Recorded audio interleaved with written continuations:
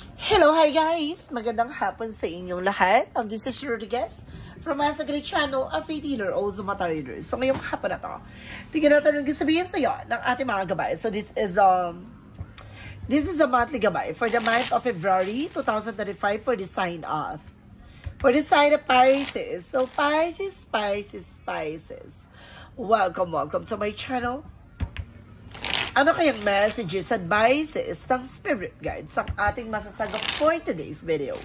Kanino kayang energy or kaganapan sa buhay ng mga Pisces ang ating mahagilap? So guys, this reading is a journey namang hindi lahat makaka-resonate. Kunin lamang po ang makaka-relate sa inyo. And comment down below kung kaninong energy ang ating nasagap. And just don't forget to like and subscribe my channel and hit notification bell for more videos update. Kasi maraming salamat po sa mga walang sawang pagsuporta sa aking channel, lalo-lalo na ang hindi nag-i-skip ng ads na way pagpalain kayo ng Diyos at may kapal, siksik, liglig, nag-uumapaw na biyayang manong balik sa inyo. So let's see guys, what is the messages advice sa'yo ng ating spirit for the sign of Pisces. So let's see and watch this. Ano kaya kaganapan sa buhay ng mga Pisces ang ating mahagilap? So guys, ito na. Tungkayan at bubulabugin natin in the spirit. Please give me information po.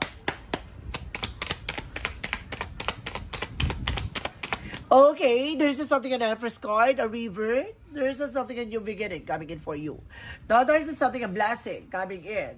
May panibagong eksena daw na magkakaroon ka ng bagong pagkakaabalahan. No? There's something, a new business ventures. A new job. And there's an Ace of Pentacles with a big shot and big money coming in for you na magdadala sa inyo ng malaking pera. No? Malaking pera. And this is a Ten of Cups, no? Na magdadala sa inyo ng kaligayahan, no? Nag-uumapaw. Ganon. Let's see what is additional messages. And this is something the Ace of Wands for a new project, new plans. So magkakaroon ka na panibagong proyekto dito, no? At bagong eksena. And there's a Wheel of Fortune with the destiny is yours. Talagang, diba, suswertihin ka talaga this time. So, magiging maganda na takbo ng eksena mo ngayong February. And this is something the Nine of Pentacles. Magiging secure ka na din about sa finances. That's good, madam. Sir, no? It's good. What is the Empress card? You represent what? So, this is the Knight of Swords. There's just something anxiety, sleepless night. So, some of you guys na nakakaranas na ng, kumbaga, overthinking dito. No? Nag-iisip ka na kung ano ba talaga yung gusto mong gawin. Nagkakaroon ka na ng panibagong mga iniisip. There is something, anxiety, sleepless nights, worries, overthinking. This is the Ace of Pentacles, representative temperance. A perfect timing for you. No? Kumbaga may mga bagay talaga na nakatadhanang mangyayari at maganap, no? Hindi mo kailangang pilitin, hindi mo kailangang madaliin. No? There is something separate for divine intervention. Paalala sa iyo ng ating divine na yung mga gabay natin ay nakasupport lang sa iyo. There is a Ten of Cups represented with the Two of Swords. So this is something decision that you need to make. No, kailangan mo mag-decision dito about sa family. What is the Ace of Wands? Represent with the Two of Cups with a partnership. No? Kumbaga meron naman dito about sa partnership. Magkakaroon kayo ng panibagong plano, no? Panibagong eksena. No? Maaring magkaroon kayo ng bagong business, bagong trabaho na papasukan. So let's see what is the Wheel of Fortune. So this is the Two of Pentacles with balance. So kailangan mo maging balance. No? Syempre, kung may swerte, syempre kailangan may sipag. Ganon. So, let's see what is the Nine of Pentacles. Surface of the Magician for manifestation. May mga bagay na unti-unti mo na mga manifest. This is something that starts into reality. So, kung ano man yung mga bagay na inaasam mo, pinapangarap mo, maaaring may sa katuparan mo yan. No? I-secure mo yung mga plano o yung kagustuhan mo. No? Maraming mga taong na napapalibutan ka na ng inggit. No? Napapalibutan ka ng mga taong insecure, inggitera, ichosera, no? And chismosa. Let's see what is the Empress card in the Knight of Swords. So this is something the Moon card for truth reveal. No, malalaman mo lahat ng katotohanan Kumbaga may mga bagay na daan para sa tagumpay, may mga papasok sa panaginip mo na magbibigay ng impormasyon sa'yo para matupad mo yung mga pangarap mo, o bibigyan ka ng mensahe, paalala, babala para mag-ingat ka sa bawat kilos at gawa mo. No? There's something in the Knight of Swords, kaya hindi ka makatulog sa gabi daw. There's a possible na may gumagawa sa iyo ng hindi maganda. There's a Knight of Swords na nag-represent with sleepless nights. No, maaring inaano ka nito para hindi ka makatulog, na magkaroon ka ng problema. And there's the Moon card. Sa gabi mo lang ito nararanasan, no? Especially sa madaling araw. Alas 12, alas 11, pwede. And possible alas 2, alas 3. Yan. The Ace of Pentacles represents Temperance. Represent with the Two of Wands. So this is something choices, no? Piliin mo lang yung mga bagay na alam mo kailangan mo. No, yung alam mong magbibigay ng impormasyon at dedication sa iyo, no, paano mabisa sa katuparan lahat ng plano mo. Ganon. Hindi mo kailangan ng negative na impormasyon, yung mga opinion na iba na para ma-distract ka, hindi mo kailangan yon. And there's a Ten of Cups and a Two of Swords, representing the Page of Wands. May magandang balita daw dito, ha? And there's the Hierophant for a lesson learned. Matuto ka na, no? There's something na kailangan mong pakakatandaan, no? Pagdating sa partnership, no? Iwasan mong collaborate, no? Na toxic na tao. There's a Wheel of Fortune and a Two of Pentacles, representing the Four of Swords. So this is something in the intuition. You have a gut feeling, no? Maging balanse ka, no? Mararamdaman mo itong bagay na to ay maaaring para sa'yo talaga. Ganon. So, let's see what is the Knight of Pentacles and the Magician. Referencing with a Chariot card. So, this is something in action and movement. No, gagalaw na ang eksena dito. There's something changes coming in for you. Kailangan mo lang mag-pay attention na kung naman yung mga bagay na iniisip at hinahangad mo, ay ito ba'y makakabuti sa'yo. No? There's something development na. No, may paggalaw na ng baso, kailangan mag-pay attention ka na. So, let's see. What is the outcome? Ang pinaka-outcome is that everything is fine. So, ibig sabihin, laban lang ng laban, grind lang ng grind, no? Huwag kang mapanghihinaan ng loob, kailangan palaban ka. And this is a Nine of Wands for something of perseverance. No? Kailangan mong magtiyaga. Dahil magtatagumpay ka, there's an Emperor, just being mature and being grounded. Tandaan mo, wala nagtatagumpay ang mga taong sumusuko. No? Nagtatagumpay yung mga taong palaban. Ganon. So, let's see additional messages for finances and career. And there's something the full call for a leap of faith, no? Kailangan mo magtiwala sa ginagawa mo. And this is the Queen of Wands, confident. Nalakas loob mong harapin.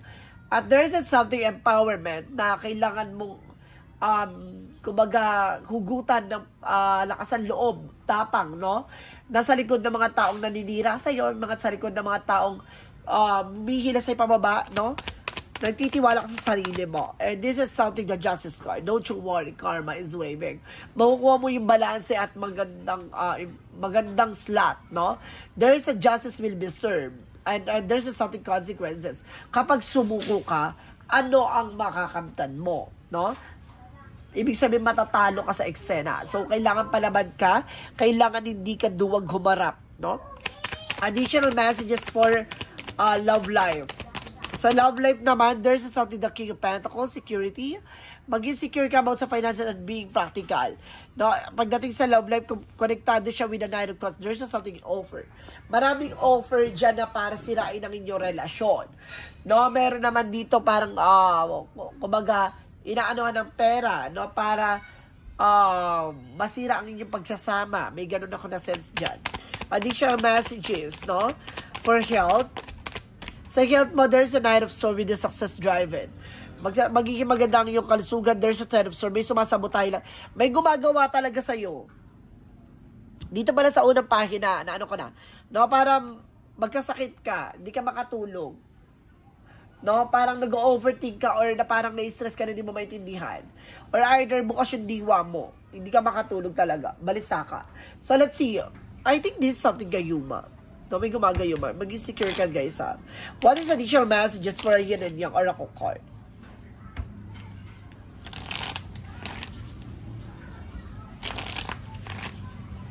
For yin and yang oracle card, represent what?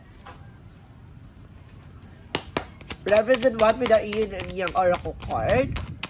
represent with a storm. No? Meron talagang unos. May susubok talaga para buwagin yung eksena mo. Yung buhay mo, ang pagsasama mo. And this is something suffering. No? Gusto nito mag-suffer ka. No? Meron talagang tao dito hindi maka-move on. And this is something for solid structures. No? Pero malakas ang pundasyon mo, hindi ka na basta-basta mabubuwag. No? Or sa inyong dalawa na partner mo. So let's see what is the magical fairy messages. I think there's a something in X na hindi makamove on. And there's a wound that you need to forgive. Not only yung mga bagay na kailangan mo pakawalan. Sabi ko na may X talaga, hindi makamove on. Your desire is within reach, no? Kung bagay lahat ng mga pangarap mo, lahat ng kagustuhan mo, magtiwala ka, maniwala ka, magtatagumpay ka, makukuha mo yan. Magpapabor din sa iyo sitwasyon. For synchronicities, represent what? And there's a summer, no? Lahat ng mga katanungan mo maaaring masagot na this coming summer season. And there's a shaman, no? Para pinapakita talaga dito na matutupad mo talaga itong mga pangarap mo. And there's a something river. No? There's a something flow. Dadaloy na raw. No? Lahat ng mga eksena na to. So let's see what is the romance and angels with a Mystic Love Oracle deck. And there's a secret admirer. No? May lihim na may pagtingin sa'yo dito, guys. And there's a between the lines. No? May mga bagay na nakatago na hindi mo pa lubos na unawaan ngayon. And there's a music, no? Kailangan mo makinig sa mga music. Makakatanggal daw ng stress mo yan. So, let's see what is the energy represent what? Represent with a financial constraint, no? Kumbaga, some of you nakakaranas talaga ng financial loss. And financial crisis. And this is something, a blossoming abundance. Talagang magkakaroon talaga ng, magandang kapalan pagdating sa finances, magiging masagana ang pamumuhay mo. And here of the ages, na pagagalingin ng ating Panginoon lahat ng mga sugat, pinagdaanan, no, kahit gaano katagal. And this is something door to the personal healing and happiness. Bukas ang pintuan para sa kagalingan at kaligayahan. So let's see what is the Moonsology. Represent what? Adjustment are required. So kailangan mo mag-adjust. Huwag ka nag-share ng information and even with your friends, no? Any thoughts. Huwag ka nag-share. Maraming mga inggitera kang nakakasama, my God. And there's a meditate and contemplate. So, kailangan mo mag-meditate. Meron ako nasisense ditong ahas. For Archangel Michael messages, explore your options, no? There's a lot of choices. Piliin mo yung mga bagay na alam mong magbibigay sa iyo ng development. And there's something believe and trust. So, kailangan mo magtiwala at maniwala sa sarili mo and go forward fearlessly. No, kailangan mo magpatuloy na walang kinakatakutan, walang kinikilingan. And there's an eternal love. No, there's something everlasting promises. No, may pang matagal na talagang relasyon. And this is something energy healing works. So, kailangan mo talaga ng healing session, guys. May gumagawa sa'yo, guys. I think gayuma or kulam. Additional messages with an angel spirit, truth reveal. Talaga pinapakita na lalabas ang katotohanan, no? And there's a boundaries. Kailangan mo mag-set ng boundaries, guys. For the chakra messages, represent what? For the chakra messages, represent what? And there's a complaisance, no? Huwag ka mag-alala, hindi pa huli ang lahat. And there's a complacency. No? Para sinasabi dito, guys, na ito yung sinasabi na huwag mong hayaan mahuli ang lahat na may mga bagay o lilipas. Kailangan kumbaga mag-take ka ng action dahil baka humantong sa hindi magandang eksena. Ibig sabihin, gusto ka nitong para sinasabi na kung hindi ka mapapasakin, hindi ka rin mapapakinabangan ng iba. Yun ang nito, perception nitong tao na to.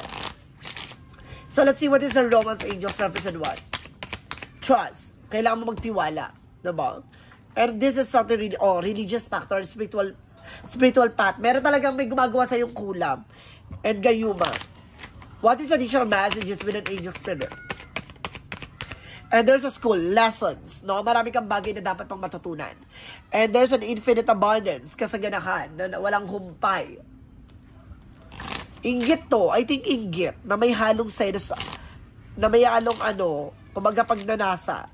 Or, kumbaga, may gusto sa'yo or hindi makamove on yung tao na to. And there's a do more research. Kailangan mong alamin pa yan. Diba? So, let's see what is additional messages with an angel spirit. And there's a service. Na meron dito service, public servant ka ba, or maaring services yung work mo. And there's a denial. I-acknowledge mo yung fear, replace mo yan ng awareness. So, hindi sa natatakot ka. Nagkakaroon ka lang ng pangamba, baka mangyari pa yung hindi magandang eksena. And there's a karmic relationship. No, merong karmic relationship dito na nagbibigay conflict, soul growth. Meron talaga dito hindi maka-move on. I think so, talaga. Malaking factor to ang hindi maka-move on. For the angel's answer, represent within the next few months, sa mga susunod pang buwan. And there's something, look for a sign. May mga senyalis pang ibibigay sa'yo ang ating angel spirit. For Jesus' loving code said. Let's see guys, for Jesus' loving code said.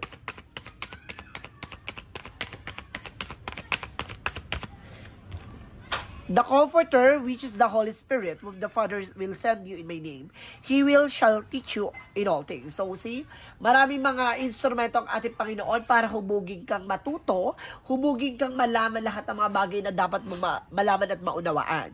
No, bago niya ipakita sa iyo ang totoong kahulugan ng buhay at bukas. No, kumaga kailangan mo muna pagdaanan yung mga bagay na dapat mong malaman. May mga bagay na mararanasan ka mahirap pero kailangan mong lumaban. So let's see what is the messages of love. Messages of life represent what? For an angel's number muna pala.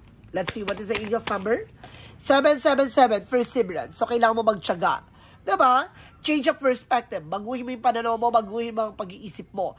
There is a need for a change of perspective on whatever has taken you over you now. If you want to succeed, you will need to keep going down the road.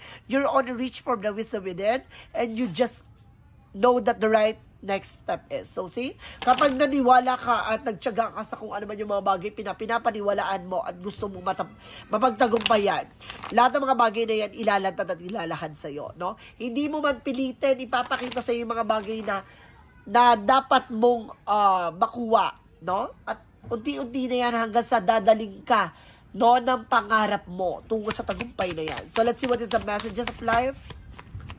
Messages of life represent what?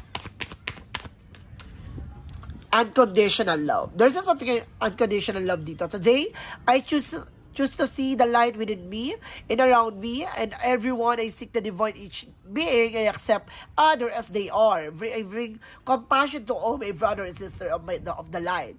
I offer unconditional love to everyone I meet. I join my soul with theirs so that we may grow together in universal love. So see, kumbaga ang pagmamahal talaga hindi yan nakikita sa tao, sa mga bagay. Kumbaga nakikita yan kung ano ba talaga yung nilalaman ng damdamin mo, no? Kahit na wala kang mapapala sa isang bagay na yon, basta makatulong at mabigay mo, no, yung passion mo, no, doon mo makikita yung totoong kaligayahan. So guys, this is the monthly gabay for the month of February 2025 for the sign up. For the sign up Pisces. So Pisces, maraming salamat for this wonderful reading. So once again, this reading is a reading namang hindi lahat makaka-resonate, kundi lamang po makaka-relate sa inyo. And comment down below kung kaninong energy ang ating nasagap. And of don't forget to like and subscribe my channel and hit notification bell for more videos update ko. Maraming salamat po sa mga walang sawang pag-support sa aking channel, lalo-lalo na ang hindi nag-skip ng ads, saway pagpalain kayo. Nang Diyos at may kapalsiksik, liglig na gumapaw na biyayang manang balik sa inyo. Maraming salamat and see you in the next video. Bye-bye and babush!